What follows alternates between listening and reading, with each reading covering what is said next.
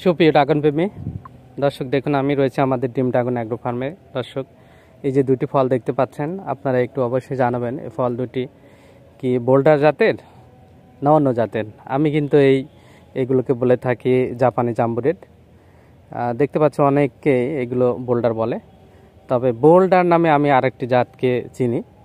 তো সেটার ফলও কিন্তু অনেকটাই এরকমই হয় প্রায়, এবং নাভিটাও কিন্তু এরকম মোটা হয়, বড় হয়, ফলের সাইজও বড় হয়, ওই গাছের ডগাও মোটা হয়।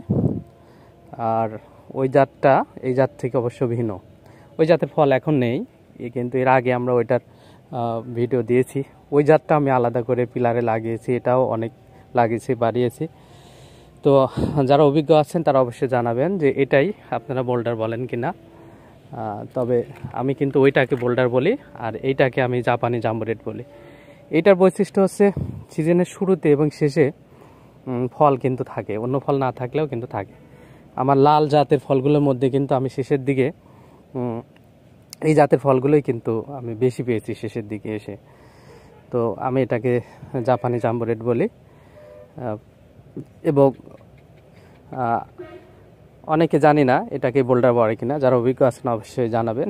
এই যে দেখুন, এখানে আমার এই একটি ডগাতে যেখান থেকে কেটেছি, এই ডগাতেই ছিল দুটি ফল।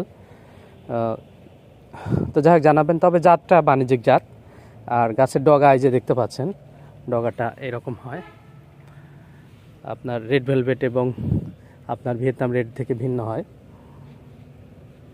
আর এই যে এইটা কিন্তু বোল্ডার, এটা বোল্ডারের ডগা, আমি যেটাকে বোল্ডার বলি। ওইটার ফলের গঠন ভিন্নতা কিন্তু আছে। তো ধন্যবাদ সবাইকে আমাদের সঙ্গে থাকার জন্য। আল্লাহ হাফেজ।